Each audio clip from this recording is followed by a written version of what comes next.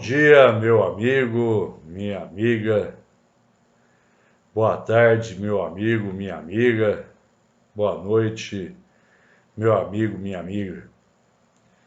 É com muita alegria que mais uma vez nós fazemos um vídeo para o nosso canal. E eu gostaria de agradecer a você que se inscreveu, que acredita no nosso projeto e que nos compartilha com sua presença e assistindo os nossos vídeos.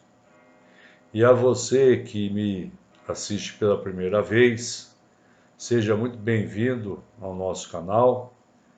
Espero que você goste dos materiais que aqui estão inseridos e que você também se inscreva e seja também, um inscrito do nosso canal. O tema de hoje é um tema onde nós vamos tocar numa ferida, que é uma ferida que, por mais que nós tentamos esconder, ela sempre aparece. O modelo de justiça brasileiro, infelizmente, está falido. A justiça do mal pelo mal, preconizada por Kant, a justiça punitiva, ela também está indo de mal a pior. A ideia de ressocialização do indivíduo, infelizmente, cai no esquecimento. Mas eu não poderia me calar e não poderia deixar de vir nesse canal tentando, de uma forma ou de outra, apresentar alguma proposta para que isso seja, pelo menos, minimizado. Eu gostaria hoje de falar sobre a justiça restaurativa, que é um dos mecanismos que nós temos à nossa disposição para tentar mudar o panorama que hoje me parece sombrio. E eu gostaria de passar inicialmente alguns dados para vocês. Eu gostaria de lembrar uma frase de Friedrich Nietzsche, que diz que o castigo é feito para melhorar aquele que castiga. E esta frase representa o último recurso dos defensores do castigo. Howard Zenwer define a justiça retributiva como sendo o crime uma violação de pessoas e de relacionamentos. Ele cria a obrigação de corrigir os erros. A justiça envolve a vítima, o ofensor, a comunidade, em busca de soluções que promovam a reparação, a reconciliação e a segurança. E o modelo que eu vou tentar apresentar para vocês foca nesses três pilares: a reparação, a reconciliação e a segurança. E por que eu digo isso? Segundo o portal G1, nós temos uma superlotação nas penitenciárias que estão com o seu número de vagas com 54,9% acima da sua capacidade. Os presos provisórios que aguardam julgamento subiram e hoje nós temos no Brasil 31,9% dos presos aguardando julgamento. Nós tivemos a criação de 17.141 vagas no sistema penitenciário, que não dão conta para o problema, porque hoje nós temos no Brasil 709 mil detentos.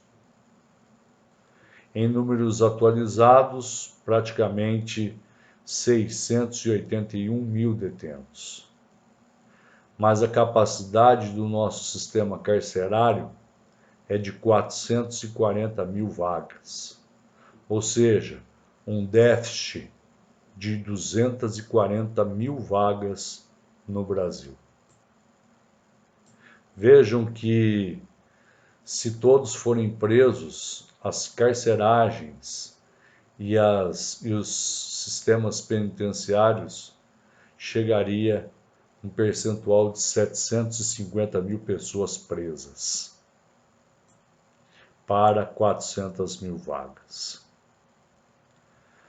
Vou fazer um raio-x breve da prisão no Brasil. Nós temos 683 mil presos provisórios condenados no regime aberto, semiaberto e fechado. E nós temos 440 mil vagas. As prisões estão com 56% acima da sua capacidade.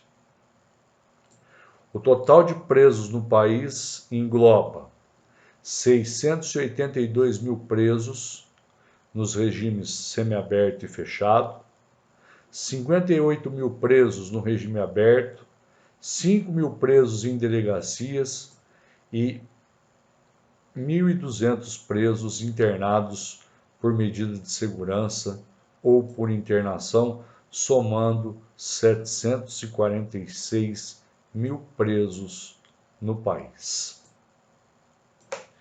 Em 1970 e em 1980, nos Estados Unidos e na Nova Zelândia, começou a ser esboçada e desenhada a ideia da justiça restaurativa. E chegou ao Brasil no ano de 2005. Mas qual seria o impacto dessa justiça restaurativa para o direito penal? Primeiramente, a justiça restaurativa, ela tem como prática, tem como objetivo a reunião da vítima e do ofensor. E envolve principalmente a participação de todos os envolvidos, que deve ser voluntária, mas ninguém é obrigado a passar por esse processo. E dentro da justiça restaurativa, nós temos um facilitador, que é o responsável pela condução do processo, e ele vai se reunir separadamente com o ofensor e com as vítimas, para só depois promover o encontro de ambos.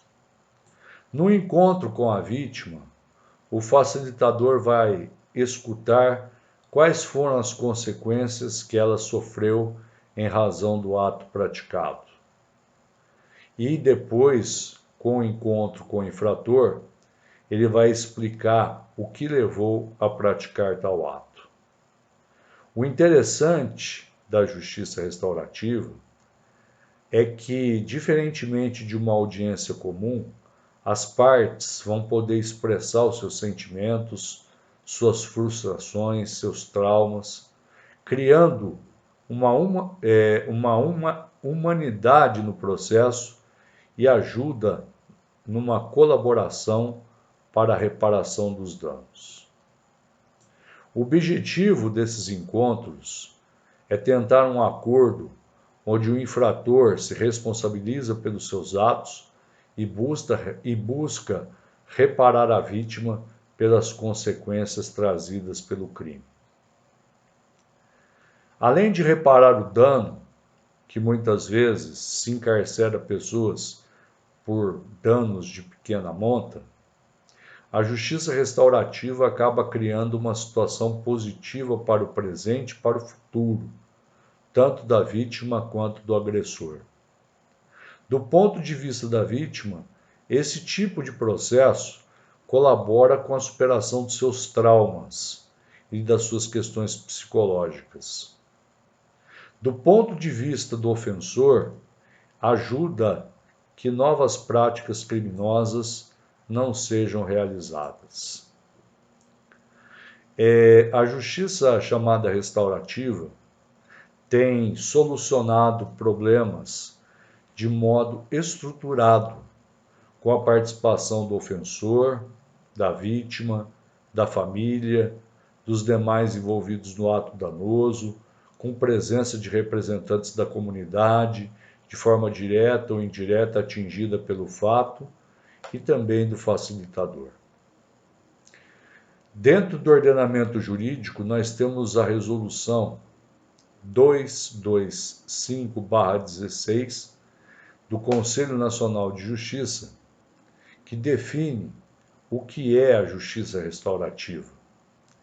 E essa ideia da resolução 225 de 16 ganhou inspiração no provimento 35, de 11 de dezembro de 2014, da Corregedoria Geral de Justiça do Estado de São Paulo, que foi a primeira norma normativa sobre o tema em todo o país. Depois nós tivemos o provimento CG 3514, que foi editado no contexto do grupo gestor da Justiça Restaurativa no Tribunal de Justiça do Estado de São Paulo, em diálogo com a CGJ. Quando nós falamos a respeito disso, nós temos uma grande referência que é o juiz Egberto Almeida Penido, que foi o pioneiro da justiça restaurativa no Brasil e referência no tema como coordenador. Quando falamos de direito penal, surge para o Estado o poder-dever de punir aquele que violou o ordenamento jurídico penal e a paz social. E adota-se a teoria de Kant de retribuir o mal pelo mal, aplicando pena àquele que infringe a norma penal. E com isso, a pena privativa de liberdade tornou-se uma prática frequente no nosso sistema jurídico penal e é imposta como meio de resposta à infração penal, como uma medida apta a prevenir futuras condutas e ressocializar o infrator, o que infelizmente não acontece. É pacífico que esse ideal de ressocialização do indivíduo não ocorre e hoje nós testemunhamos o fracasso do sistema da justiça penal vigente, uma vez que o sujeito ativo do crime, ao ser submetido a uma pena cerceadora de sua liberdade, é fruto de uma dessocialização que o torna propenso à prática de novos delitos.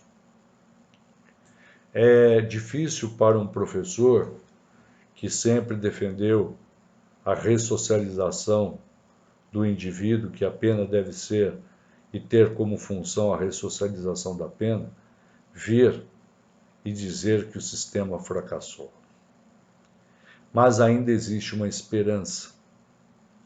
A justiça restaurativa é essa esperança, porque ela se baseia no consenso entre a vítima e o infrator, e quando for apropriado, com a participação de outras pessoas, como a coletividade, como a comunidade, e procura-se construir uma solução para os traumas e perdas causados pelo crime.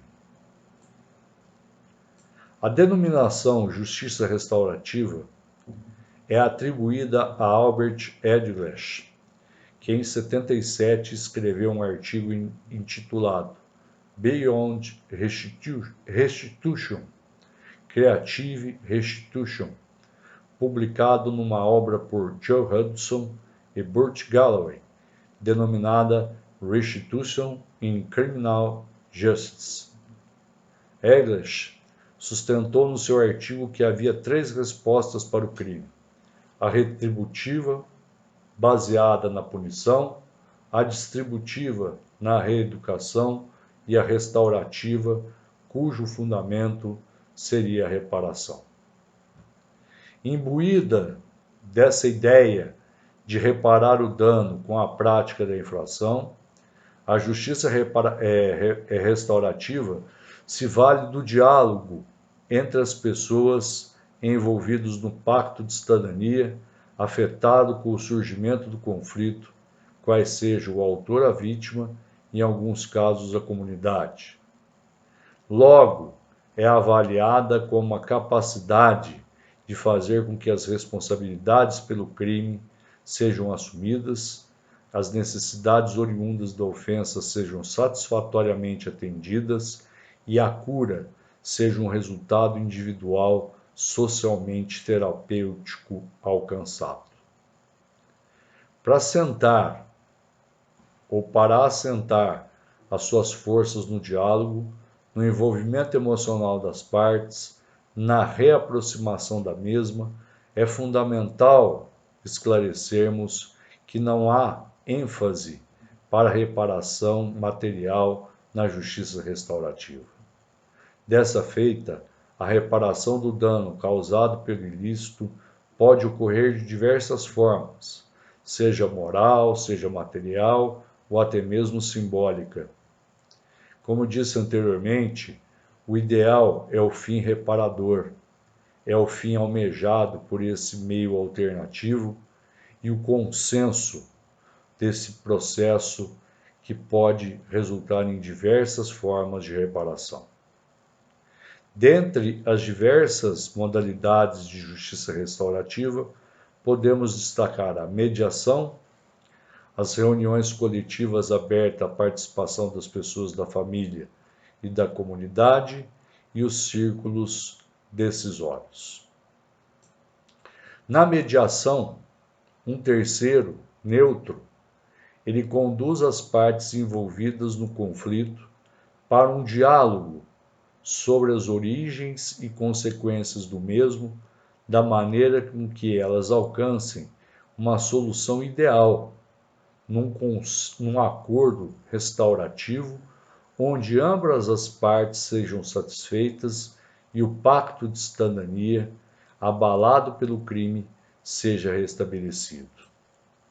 O mediador nada mais é do que um facilitador desse plano de restauração e as partes tomam rédea de todo o processo através de um diálogo livre, mediano e apto a transformar o comportamento dos conflitantes e da sociedade em geral. Nas reuniões coletivas, ocorre uma mediação ampliada sobre os diálogos, as origens, as consequências do crime, e a realização de um acordo restaurativo não ocorre em nível individual, mas sim em nível coletivo.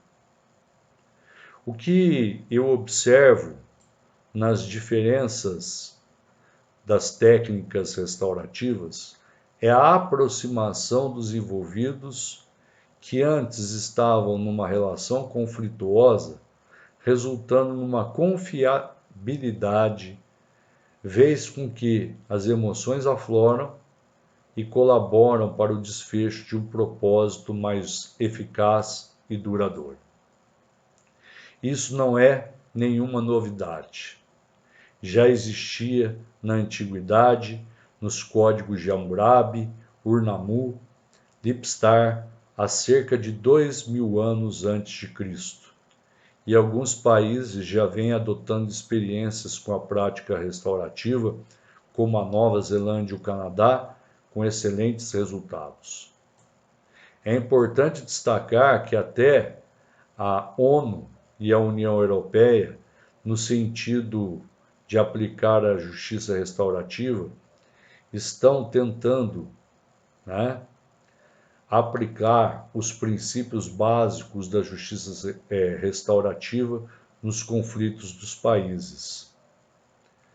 Segundo ou seguindo, essa recomendação das Nações Unidas, alguns países introduziram isso na sua legislação, a Colômbia e a Nova Zelândia. O sistema penal, que se funda na punição e retribuição, não contribui para a ressocialização do infrator. Ao contrário, vai dissociá-lo do meio ambiente, da sociedade, uma vez que direitos e garantias fundamentais do apenado não são respeitados durante a execução da pena privativa de liberdade, tornando-se imperioso a aplicação de técnicas e práticas alternativas à pacificação social. Na seara cultural, ela deve ser implantada porque as ideias do favor societatis, sacrificado com a aplicação contumaz e irracional da medida constritiva de liberdade, nós devemos colocar uma pitada de solidariedade, abrindo espaço para outros ramos do direito e outras formas de resolução de conflito. Infelizmente, o direito penal não é visto como última razão, sendo aplicado de forma irrestrita como único instrumento de solução de conflitos. É o que eu chamo de mau uso do direito penal. Contudo, é necessário dizer que a nossa justiça penal tradicional, ela se compõe de uma imposição unilateral e verticalizada da norma positiva, impregnada de um formalismo que eu vejo como inútil, protagonizado pelos juízes togados, que têm a pena de prisão como a solução para todas as questões envolvendo o direito criminal. E o que eu alerto a todos é que muitas vezes em nossas casas nós temos um quartinho, onde nesse quartinho nós guardamos tudo aquilo que não presta. Caixas, livros que não são mais usados, ferramentas, mas um dia você vai ter que arrumar esse quartinho. Infelizmente, eu digo nas minhas aulas, os presos não votam. Eles não votam, porque se eles votassem, o sistema carcerário seria bem diferente. E eu tenho várias críticas doutrinárias quanto a esse estímulo dessa vingança privada, desse mal pelo mal, porque muitos crimes poderiam ser resolvidos na base da restauração e na base da reparação do dano, maiormente os crimes patrimoniais. Alguma parte da doutrina entende que a justiça restaurativa seria um retrocesso, porque o Estado estaria abrindo mão da imposição da pena em favor de um sistema privatizado e vazio. Esse sistema que eles dizem que é vazio e privatizado, ele ainda não foi experimentado no Brasil. E o sistema que eles adotam da imposição da pena como retribuição ao mal praticado está dando errado. Mas, em alguns casos, nós temos a aplicação da justiça restaurativa. Basta nós observarmos a Lei 9.099, de 95, que teve um grande avanço quando reservou, em alguns casos, o princípio da oportunidade nos crimes de ação penal de iniciativa privada, a disponibilidade da ação penal e o critério da provocação da prestação jurisdicional para as partes em uma audiência partirem para um processo restaurativo e construírem um outro caminho que não seja o caminho da judicialização e da aplicação da pena. Vejam o que temos hoje no Brasil de justiça restaurativa. O artigo 74 da Lei 9.099 de 95 prevê a composição civil dos danos. O artigo 76 da mesma Lei 9.099 de 95 prevê a transação penal. O artigo 89 prevê a suspensão condicional do processo. E hoje nós temos o acordo de não persecução penal também como um dos exemplos de justiça restaurativa. Nos casos de ação penal pública condicionada e ação penal privada, a composição civil dos danos retira da vítima o direito de propor a ação ou de representar contra o seu ofensor. Um dos requisitos da transação penal é a aplicação ou a reparação do dano ou a prestação pecuniária. Um dos requisitos do artigo 89 também é a reparação dos danos. É necessário também dizermos que o Estatuto da Criança e do Adolescente também prevê uma forma de justiça restaurativa que está no artigo 126, que é o Instituto da Remissão. Antes de iniciado o procedimento judicial para apuração do ato infracional, o representante do Ministério Público poderá conceder a remissão como forma de exclusão do processo, atendendo às circunstâncias e consequências do fato, ao contexto social, à personalidade do adolescente e de sua maior ou menor participação no ato infracional. Também, um outro exemplo que nós temos é o artigo 107, inciso 9, que fala do perdão judicial nos casos previstos em lei. Também uma forma de justiça restaurativa e que não gera a reincidência.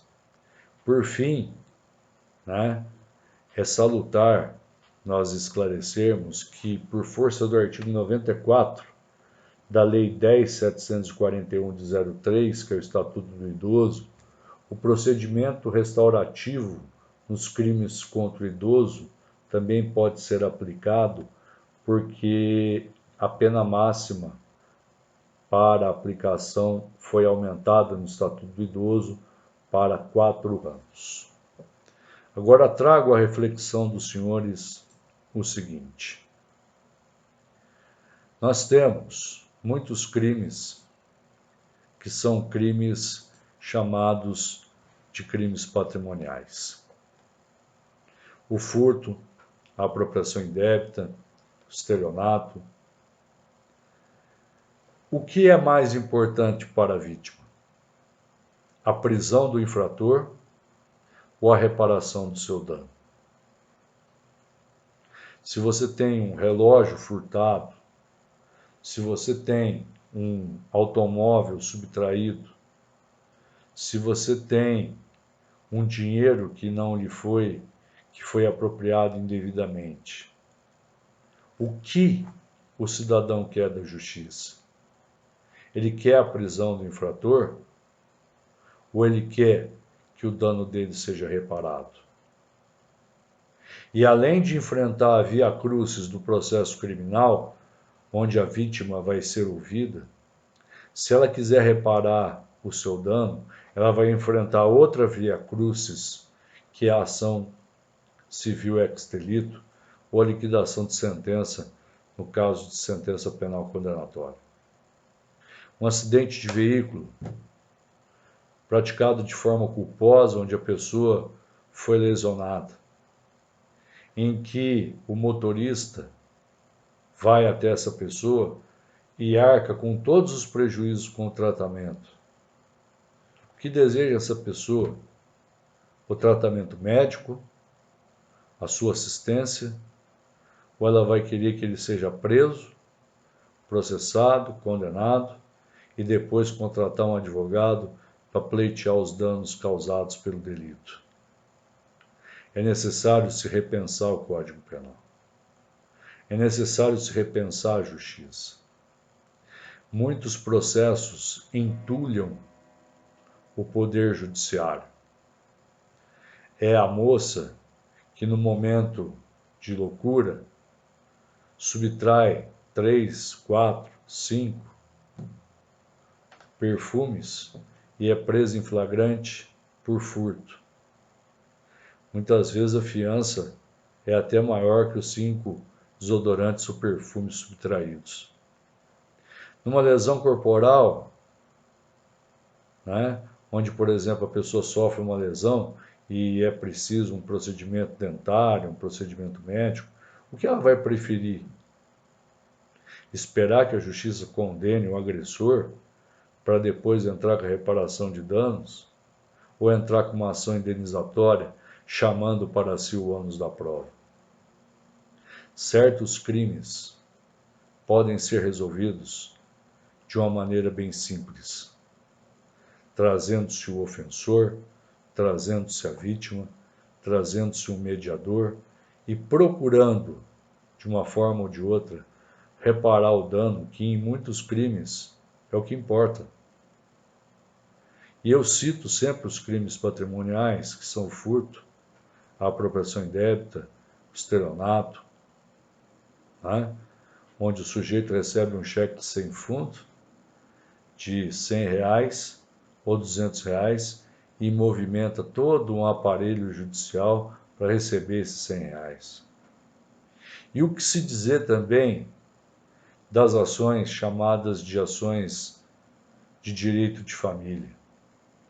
Quantos e quantos conflitos nós, advogados, enfrentamos no direito de família? Quantas e quantas picuinhas dentro de um processo de inventário impedem que ele seja homologado e que os herdeiros tomem posse naquilo que é de seu direito?